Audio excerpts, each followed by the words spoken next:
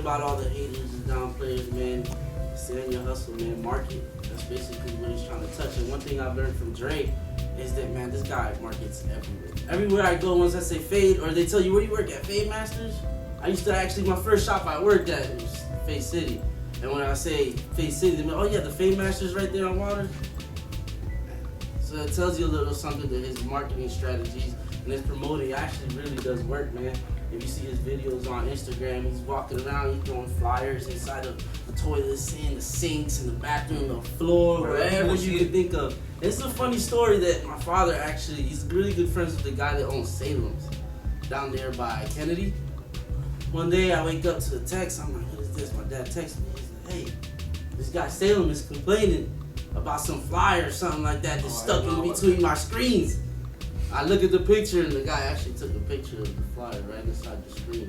But the flyer's stuck in there. I don't know how many people saw that flyer, but there it goes to tell you, man, he's a beast at marketing. And it definitely helps wherever you go. I was actually talking to my buddy earlier about that, man.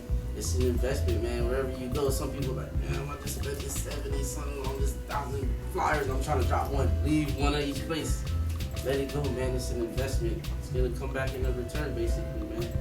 Yeah, and flyers are very inexpensive, so I think it's well worth it. And also now, since we're talking about Instagram, one thing that I want to tell you guys is how important it is.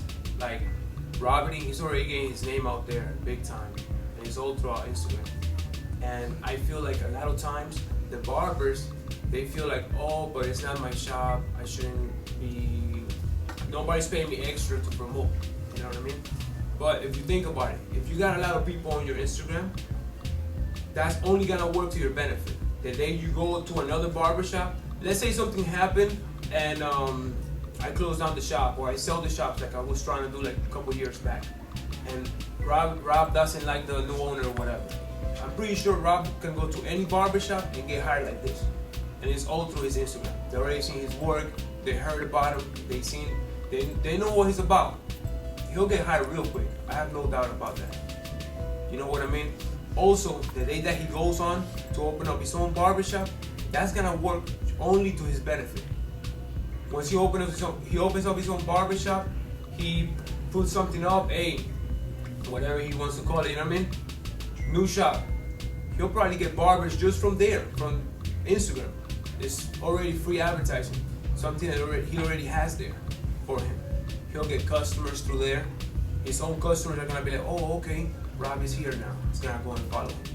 So I've been trying to tell my own barbers and you guys now, the students, other barbers also, to get on your grind when it comes to that. It's only gonna be to your benefit. I feel like many barbers think they're doing the barbershop owner a favor, or they feel like, oh, I'm not getting a discount for advertising. You know what I mean? They feel like they're not getting well compensated for that. But the money that you're making is your own compensation. You're gonna see the results. You don't have to get promoted to be manager in order to start doing this. Alright, so this is something that I do in front of the client every time. I'll spray the clippers in front of the client. Even if they're already clean, I want the client to see that the clippers are clean. That's actually helps the advantage. That helps a lot with like a lot of the older clientele that you have. They love to see that. That's so many times that I do that right there just to make sure have everybody, you know, feel that comfort and shape inside my chair, you know? Yeah, they want to make sure you work with clean clippers. As well with the blade.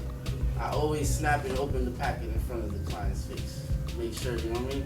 They know that everything's sanitized. If you want the clients to come back, to keep coming back, you want to make sure you're talking to the clients.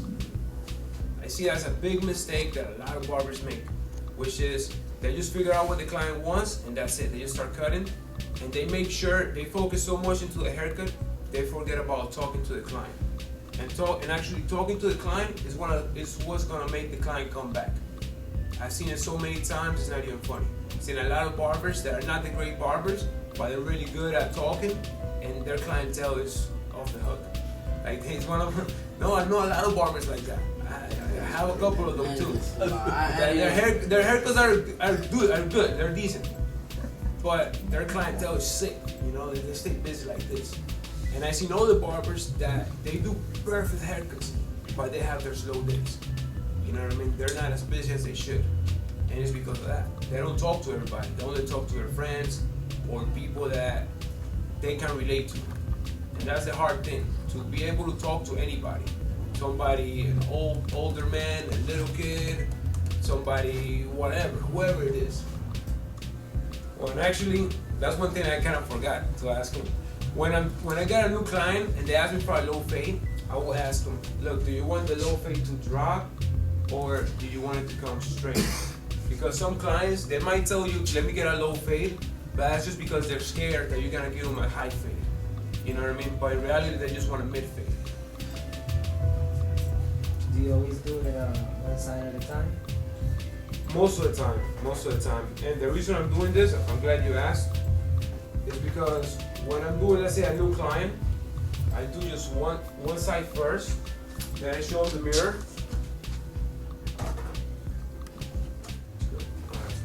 So that's what I do with a new customer. I show them the mirror, I just do one side. If they want it higher, I just gotta redo half of the head. Saves you time. Once it's a customer that I've been coming for a while, I know exactly how he wants the haircut. Sometimes if I feel like switching it up just to, I don't know, to switch it up so I don't get bored of doing the same thing, I'll do the whole head, you know, get the zero, go around the whole head and whatnot. But on new customers, I always do one half of the head first. And I always do the same steps too. That's what I recommend the barbers. Whatever steps you want to take, just make sure they're always the same steps. So I'm using these first. You always start from bottom to top? Yeah. Now I'm using this, set on low. This is what I use to get rid of the line from the edges. These are just the regular ones.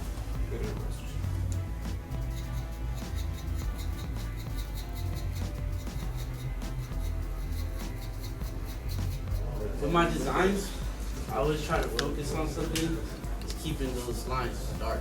I noticed that when I've gone down to like a 1, the line doesn't look as clean as when I keep those lines around the speedo too. That's why I like to keep it. If anything, 1.5 guard at the lowest. It keeps my lines a lot darker and cleaner. So 1.5 or 2? The 1.5 speedo, the 1.5 wall, Okay. with the speedo too. I know. So what's something that's anybody, if you guys need any help in the design game, so I can know before I start, so I can not everything else that I'm gonna do. What is there something that you need to touch up on? If there's Where do you start at? Where do I start? This is something I look for when I'm doing freestyle design. I like to look at the person's head, the way the hair's growing and what direction.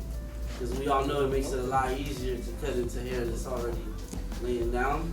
I look for scars in the person's head, which also helps me a lot so I can hide that. And people, that's a plus with a lot of clients when they're like, damn, I want to design, but I got this huge gash on my head. I actually incorporate that with my design. What kind of design you gonna do? One side, I'm gonna go over kind of like a more simple part and how to throw a fade into it and kind of take a simple line and just turn it into something that looks a lot more than what it is. Because nowadays with these more trending haircuts, if you notice, it's mainly if they say freestyle, it'd be like one line or something like that. So I'm trying to teach you a little on how to take that one line and make it a little, give it more depth to it, more TV, more pop, more look, you know? So you start getting to these spots, and then I take something simple, and I start doing things like that. So it dramatically starts changing the effect you get on the design and the look. So I'm doing those simple moves, and it's starting to change everything. I'm starting to throw blends and double line, and it's 2 lines. They started becoming into something a little more technical. And it's easy, simple and effective things that look clean, and it's something sticking to what you know how to do best. What we know how to do. That clean also. That clean shit. I got that for the summer, springtime. And I got the you got this? Oh, that's one real red. I got those in my drawer. I got those in my drawer. Oh, man, tour, he pulled up in my drawer.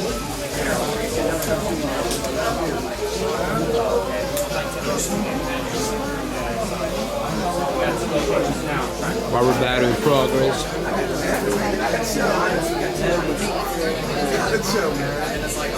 Hey, master barber battle.